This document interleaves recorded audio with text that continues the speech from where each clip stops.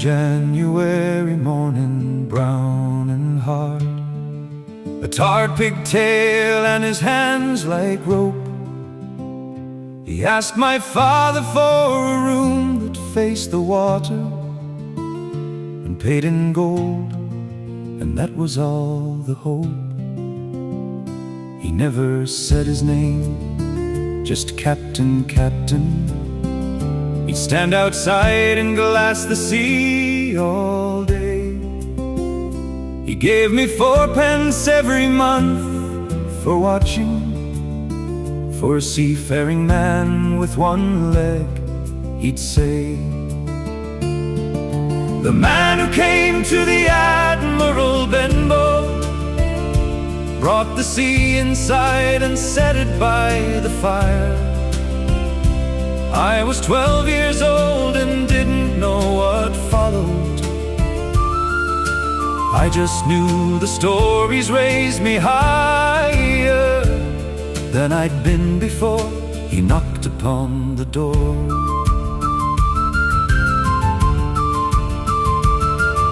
He drank too much and sang the same song nightly about the 15 men and what they'd done. He told me once the sea was full of villains, and a man was wise to trust exactly none. But I was drawn to it, the chest, the sea smell, the nights he'd wake the house with what he dreamed.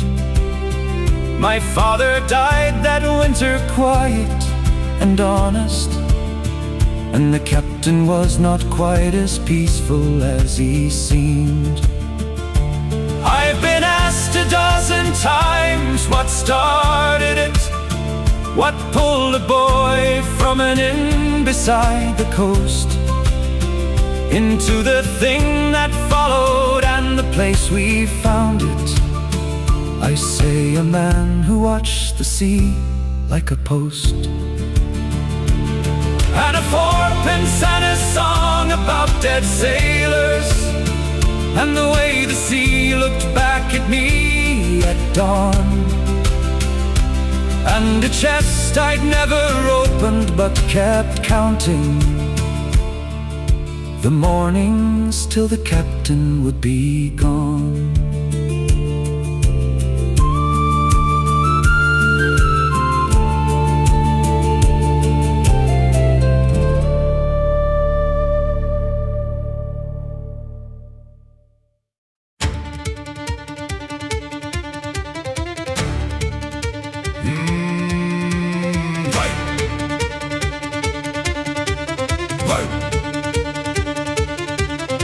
I know what they're after and I know who's coming. I've been watching every coast road since the spring. There was a man called Flint, and what he left behind him is the only thing that matters on the thing.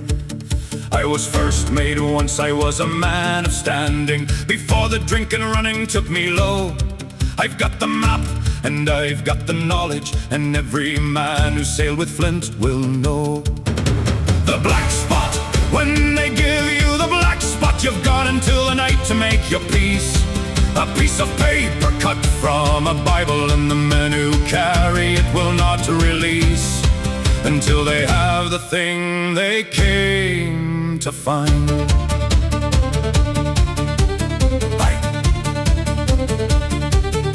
The blind man came along the road a-tapping. He found my hand and pressed the paper in. I felt the black mark there before I saw it, and something cold ran out beneath my skin. I hit the floor before the boy could help me. The stroke had been a long time on its way, and all the years of Flint and all the running came down at last on that particular day. Jim, listen, in the chest, the oilskin packet. Take it before they come and keep it close. They'll come tonight and nothing here will stop them. The thing inside that packet matters most. I was a bad man and I've done bad actions, but the men who come are worse than I have been. Take the packet, boy, and run before the morning, and don't look back at what you left and seen.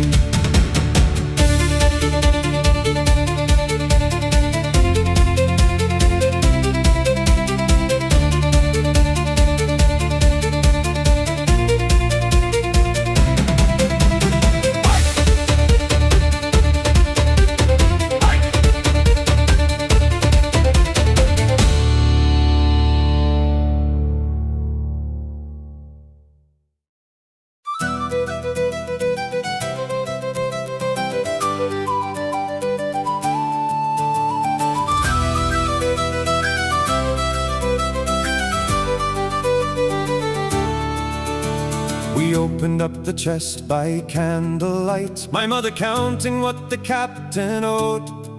Beneath the layers in the old clothes and the pistol, a sealed oilskin packet in a fold.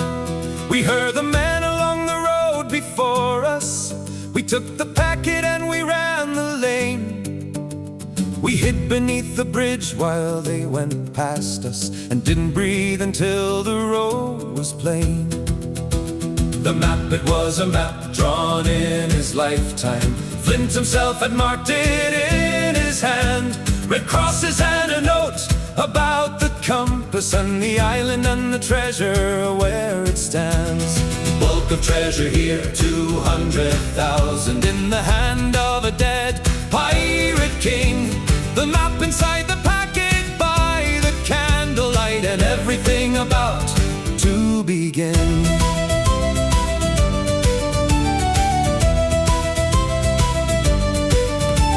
The squire believed it without any question. He spread it on the table by the lamp.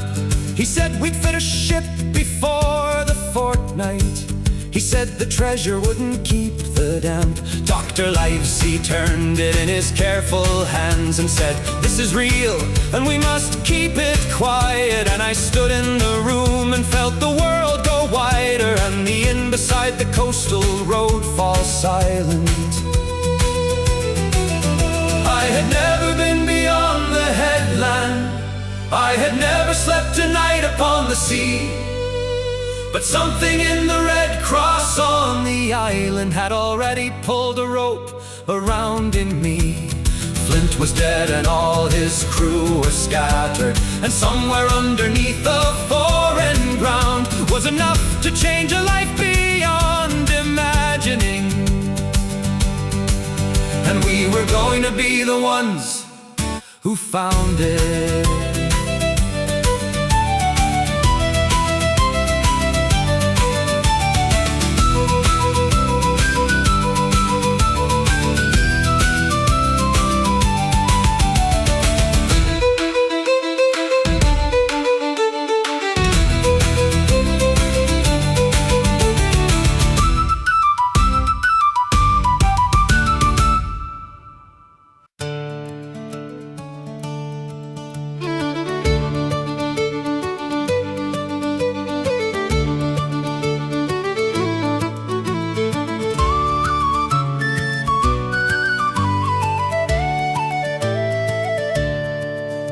I was warned about a man with one leg.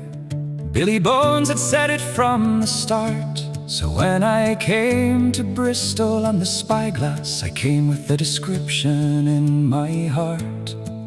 The man who met me was not what I'd pictured. He moved through his tavern like a host, big and broad and easy with his laughter, his leg gone at the hip and nothing in him small. The cook, they called him Long John Silver Barbecue. He gripped my hand and told me I was right to come. He said the sea was no place for the timid, but a boy like me would find it more than some. And I believed him. I believed him in the way you do. When someone sees something in you you've been hoping might be true.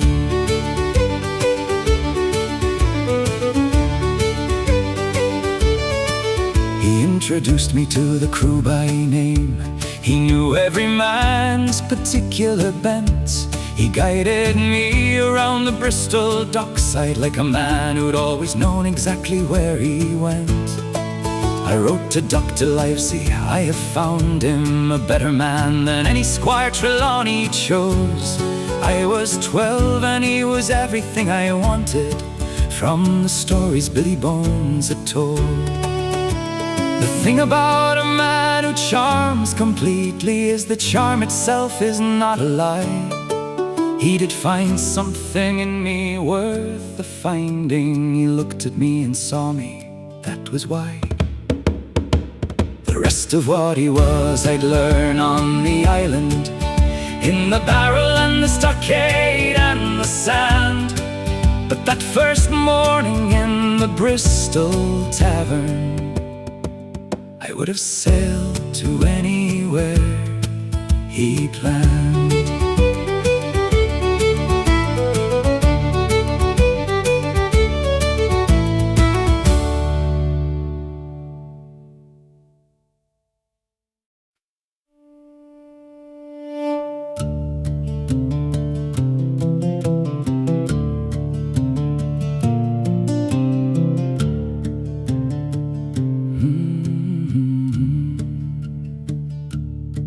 I climbed in for the apple at the bottom, the barrel nearly empty, dark inside. The ship moved on the water and I settled and heard the voices coming, and I stayed. Silver's voice, I knew it in the darkness, sitting with the men beside the mast. And what he said was not the man from Bristol. What he said was everything at last. I did not move, I did not breathe above the breathing. I heard the whole of it from where I lay. The mutiny, the plan, the men already taken, the when and how, and who would clear the way. I heard my name, the boy, he likes the boy, and what would follow after we had landed. I heard the cook lay out the whole design, and I was in the dark and understood it. And I was in the dark and it was mine to carry back.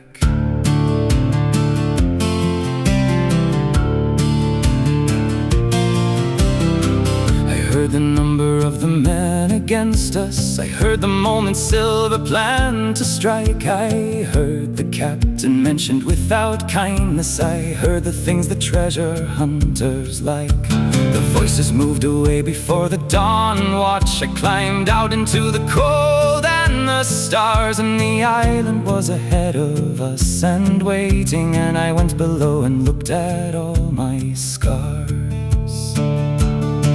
I told the captain and the doctor in the cabin, I told them everything I'd heard and kept. The captain's face was steady as a bulkhead. He thanked me and said nothing while I wept. Not from fear or not entirely from it, but because the cook had looked at me with care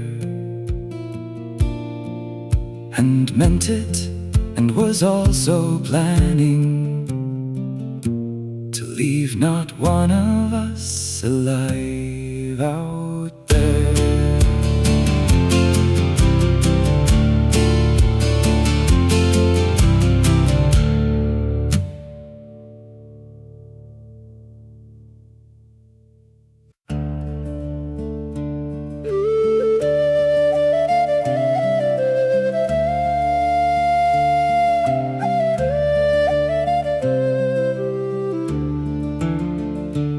She came upon the horizon in the morning, a gray-green hill above a gray-green sea. The lookout called it out and we came forward and stood along the rail and tried to see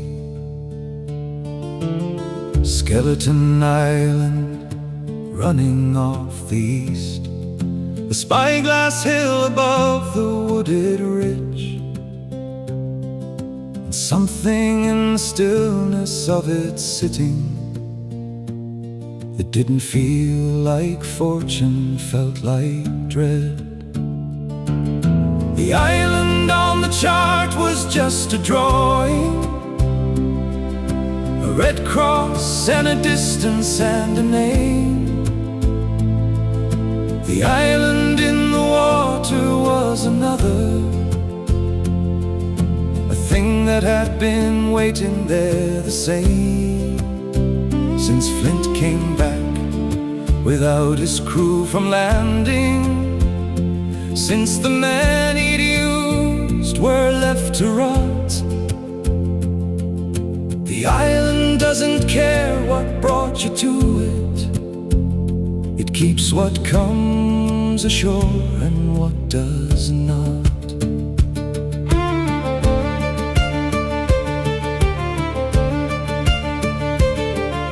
The men were restless, silver kept them steady. The ones who knew were watching those who didn't. I came ashore in Silver's boat and looked around, and felt the ground beneath me as it wasn't.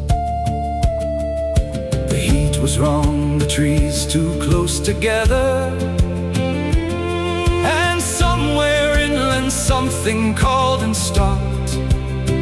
I left the party while I could and ran for it, before I thought too carefully and dropped. I'd wanted this since January morning. The map, the ship, the treasure in the ground. But standing on the island in the stillness, I understood what Flint had also found. That treasure has a history of bodies, that every red cross marks a set of bones, and the island gives you nothing without payment, and it never lets you leave it quite alone.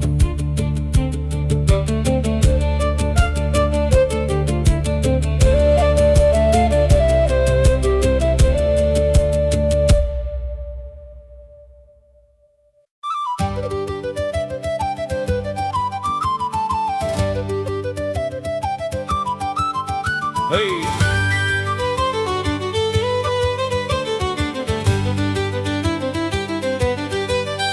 I was Flint's man, one of the best he had, or that was what I thought before they left me.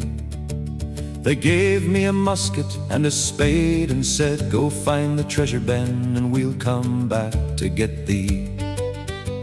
They didn't come back, well, Flint came back and went.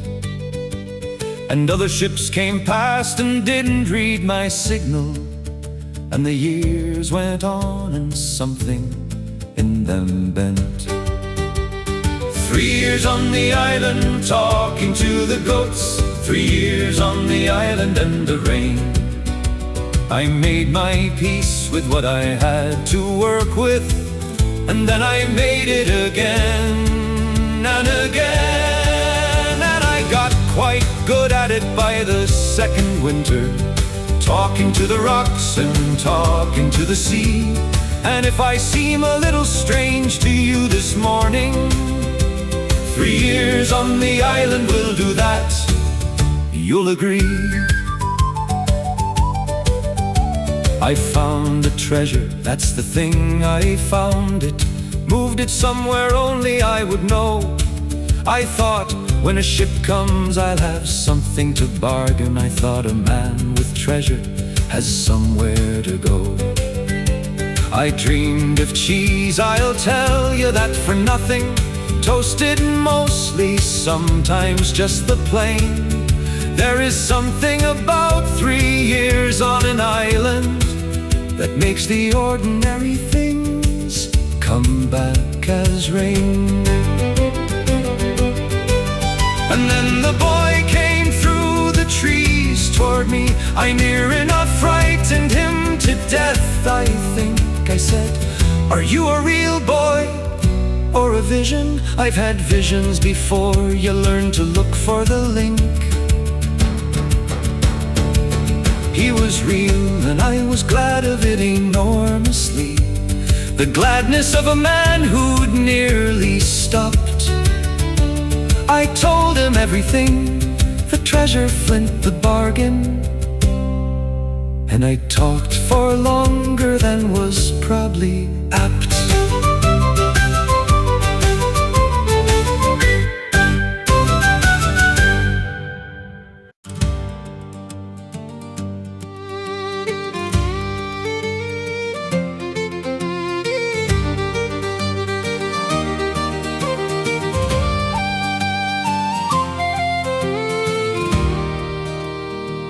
I've served under better captains, and I've served under worse.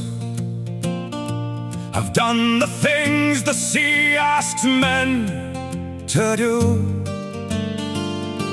I've held a course in weather that would break most, and I've broken faith when breaking faith came through. Flint trusted me, and I was worth the trusting, up to the point where I was not. And then a man of fortune has to read the fortune and make his call and make it right. And when I am a man of fortune and I seek my fortune, that's not a creed that asks for your good opinion. I've been honest in the way that suits the moment, and the moment has a way of its dominion over what a man will do when it arrives. I have never claimed to be a different kind. I am a man of fortune, seeking fortune, and the ones I've sailed with mostly knew my mind.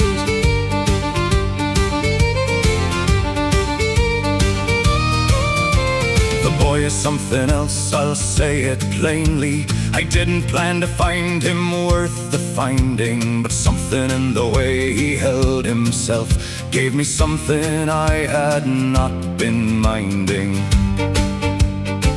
I told him true things, more than was my custom. I told him what the sea does to a man. I would have seen him safe if the numbers held. I still would if I could see a plan.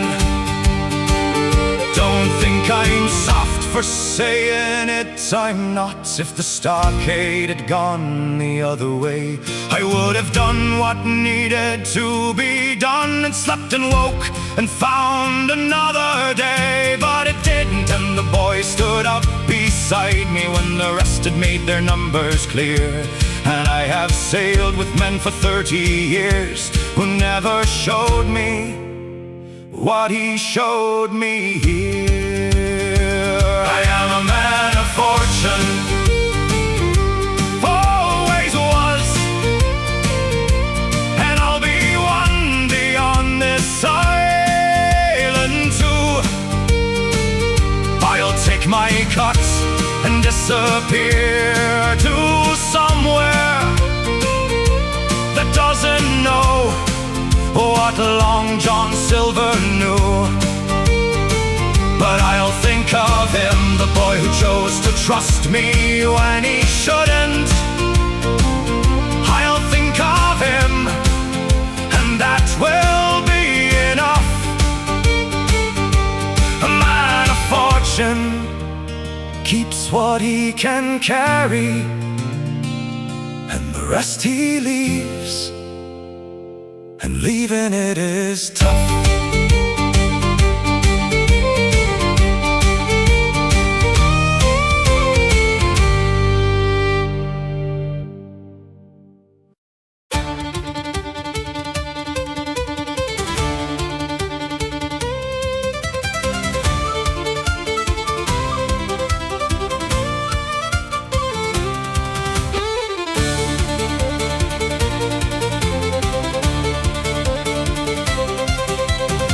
We held the stockade through the first night easily. The captain paced the walls and kept the count. We had provisions and we had the higher ground, and Silver's men were finding that it's something to surmount. The morning brought the parley, Silver came himself. He offered terms the captain wouldn't take, and when the captain told him what he thought of terms, I saw Silver's patience finally break. The stockade in the morning and the smoke, the shot that took the doctor's hat and missed the men we lost. before the afternoon were men whose names I carry in my fist. Red Ruth gone, and then the attack came over the walls and through the door at once. We held it, Barely held it with the bayonets, and the lucky and the brave and the stunned.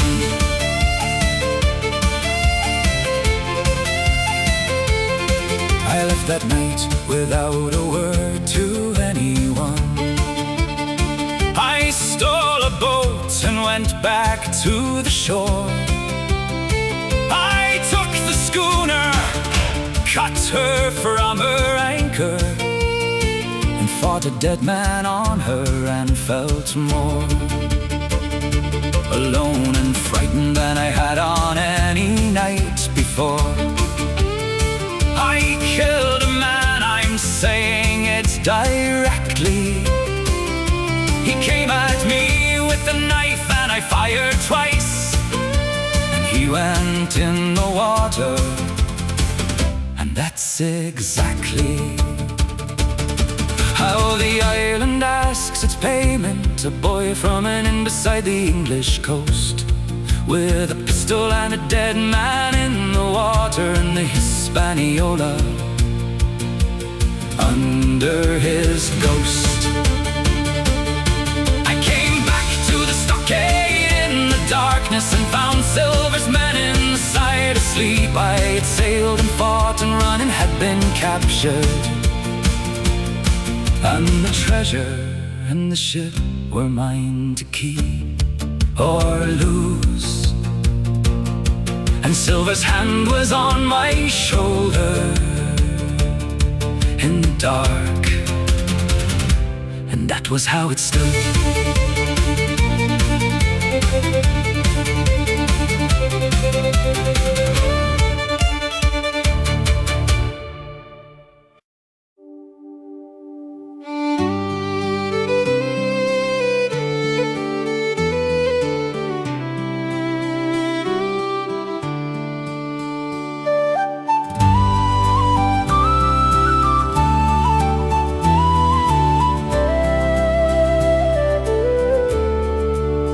We found the cache where Ben Gunn said we'd find it, the treasure that had started all of this. We loaded it in shifts across the daylight, and nobody quite knew what to say or miss. Silver slipped away before we cleared the island. He took a bag of coin, and that was all. I heard no sound, and when I checked the morning, there was nothing in his bunk and nothing in the hall. What we brought back was what the map had promised, and the squire was satisfied and said as much. What we brought back was in the chests and counted, and the dead were in the ground and out of touch. What we brought back from the island in the summer was enough to change the rest of several lives. What we left there, I still think about at evening, in the way that something doesn't quite subside. I've been asked if I'd do it once more over. I've been asked if the treasure was the thing. I say, ask me what it cost and I can tell you. Ask me if I'd go back, I'm still considering. There are nights I think I see him in a harbor, a big man moving easy through a crowd. I look again and it is someone else entirely, and I don't know if I'm relieved or if I'm proud. He told me once that a man of fortune takes his cut and goes and doesn't look back long. I think he meant it as a kind of teaching. I think he gave me more than he had planned along. The inn is gone now, My mother's gone before it, the Admiral's Benbow sign long taken down. But somewhere in the middle of the ocean is a man with a parrot and a bag of coin and no fixed town. What we brought back was gold and silver, silver, and the knowledge that the world is very wide, and a cook who chose the boy above the numbers for a reason that I've never fully tried to explain to anyone who wasn't there on the island in the heat of it with me.